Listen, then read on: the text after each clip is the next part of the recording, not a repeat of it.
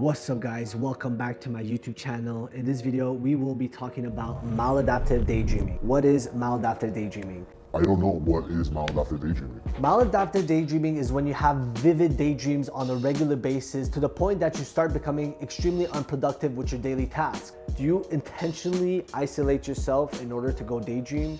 Do you pretend to be listening to people as they're talking, but you're off on a daydream somewhere else? ISO 800 highest, we're gonna go to 1600. Lens, I'm thinking of 50. I can show you the world, shining, shimmering, splendid. Tell me, princess, now when did you last let your heart decide? Sam. In order to get a better understanding at maladaptive daydreaming, I got in touch with a psychotherapist by the name of Justin, who was kind enough to get on a Zoom call with me so we could shed some light on the topic. I think, first of all, everyone should see a therapist because it's really helpful. It's kind of like going to the gym. Everyone should go to the gym, in my opinion. Yeah, it's good for your health, but a lot of people will see a therapist because, yes, like they're feeling depressed, or maybe they're feeling anxious, or maybe they're struggling with grief, or maybe they're feeling very guilty or ashamed about something, or maybe they're having obsessive thoughts, or maybe they're struggling with their emotions. Maybe they went through a big life transition and they don't know how to go through it or process it. Maybe they're having a problem with their family or their kids, their spouse. Right, for sure. Have you seen an increase in patients ever since the whole pandemic? Absolutely. Yeah, we've been getting about double the amount of people interested in therapy since the pandemic started. It's been really busy. Right. And why do you feel like there's so much, shame in getting a therapist or a psychotherapist? Yeah, there's a lot of shame when it comes to seeing a therapist because there's been this association with therapy being crazy. Like, therapy is a last resort. If you only go see a therapist if you're out of your mind or you're crazy. So there's this association or belief that if I see a therapist, it must mean something's wrong with me. And I don't want to admit that there's something wrong with me. I'd rather fix it myself. But that's not actually true. The reality is that therapy is not for the people who are really broken and damaged, even though we're technically are all broken and damaged in some way. Therapy is to help a person heal, help a person grow, help a person connect with the people in their lives. So there's no shame, no stigma in it. Yeah, there was even, I don't know if you follow UFC, but there was a fighter called Israel Adesanya, and he talked about how he got a therapist when he became famous, and he kind of didn't know how to deal with that and all the attention he was getting and whatnot. So he kind of used it to maneuver through that, and I was really glad that he came out with that and shared that with the public, because it kind of, empowers everybody else to do it, because you could do it when things are going well, and you could also do it when obviously things are going bad. So yeah. I would love to reduce the stigma around getting a therapist, and I almost feel like the government should put it on the tab and be like, you know what, everybody gets a therapist on us. Let me tell you a little bit about how, why I wanted to reach out to psychotherapists. So essentially, as a passion project, I had my YouTube channel, obviously, and I did a topic. It was called Maladaptive Daydreaming. Now, at the time I did this video, I was convinced I had that, right? I convinced myself I had that. I made this video, and out of all the videos I made on my YouTube channel, this one got the most traction, right? Wow. So people were commenting, hey, can you do another video about this where you go more into depth? What's the cure for this maladaptive daydreaming? Can you just give me your version of what maladaptive daydreaming is? I first have to give a disclaimer that I'm not the expert when it comes to maladaptive daydreaming, but I do know a little bit about it. Everyone daydreams. Daydreaming is as simple as you are in a current situation and your mind is somewhere else. Maladaptive is if it happens either too often that it gets in the way of your life, or too intensely that it gets in the way of your life, or it's just hurting you or hurting those around you, whether it's getting in the way of school, whether it's getting in the way of relationships, whether it's getting in the way of your productivity at work, whatever it might be.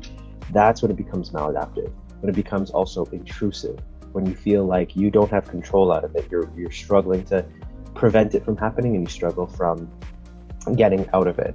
So that's when it becomes maladaptive. And I think the best person to determine whether it's maladaptive or not would be yourself. So that's kind of my definition of maladaptive daydreaming. Right, because I noticed myself, I guess, daydreaming when I would, for instance, listen to music on my way to work. Or sometimes I feel like there's certain days where my daydreaming is a lot more active in my mind, or it's becoming more immersive, and I'm getting carried away listening to music in the office when there's nobody watching me, and I'm just vibing by myself and not getting any work done. So that's why I kind of convinced myself I had it. But then as I'm like scheduling this call with you, as I'm getting more responses on the video, I took a deeper look at it, and I realized that I don't think I have it, because they're saying that people who have it will intentionally isolate themselves in order to just like daydream alone, and they would even have characters, right? If there's somebody listening to this and they feel like they have maladaptive daydreaming, what type of mini advice you would have for somebody who believes they have maladaptive daydreaming? Your mind is probably in need of something. And maybe it's because we weren't designed to sit in front of a computer for hours on end, working nonstop. That's not how we've evolved. That's not how our biology is. We expect that to happen. And some people are able to sit in front of a computer and just work all day. Or not all of us are able to do that, and that's okay. So the first thing is setting realistic expectations about, I'm not supposed to, sit in front of a computer and work for more than 1 hour at a time, for 8 hours in a day.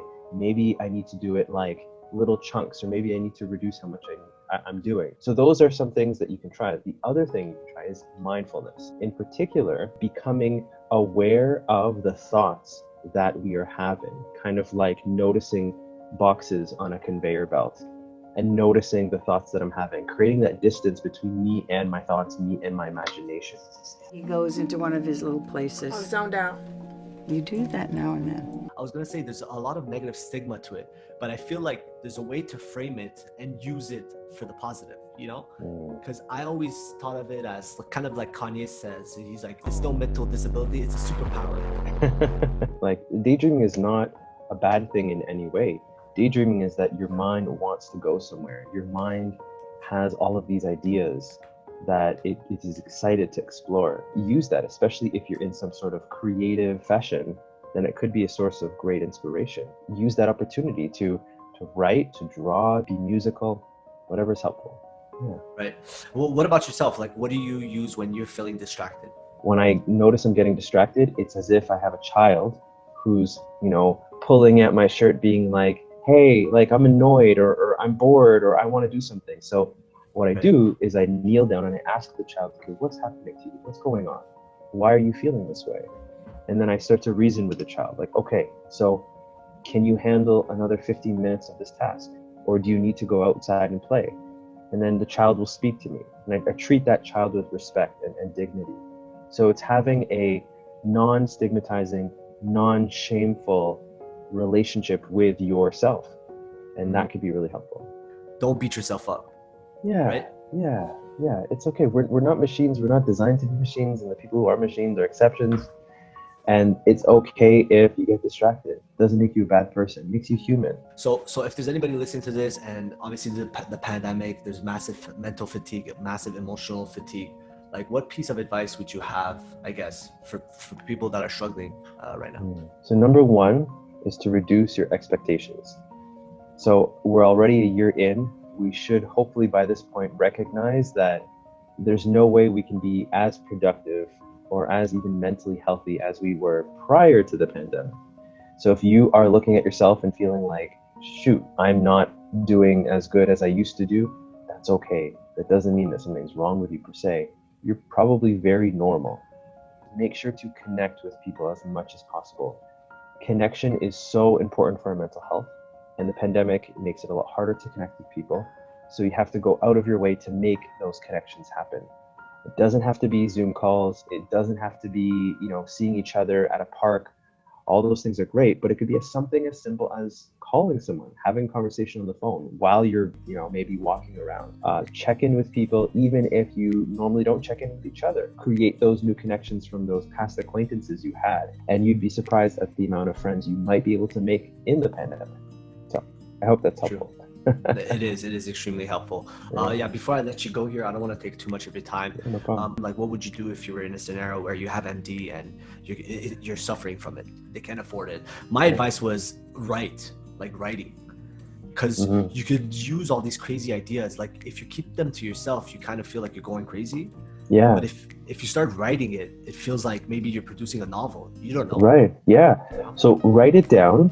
Another thing that can be helpful is if you feel like writing doesn't get your thoughts out fast enough, you can record a voice note for yourself. You can turn on the voice recorder on your phone or your laptop and just record yourself talking about these daydreams that you have.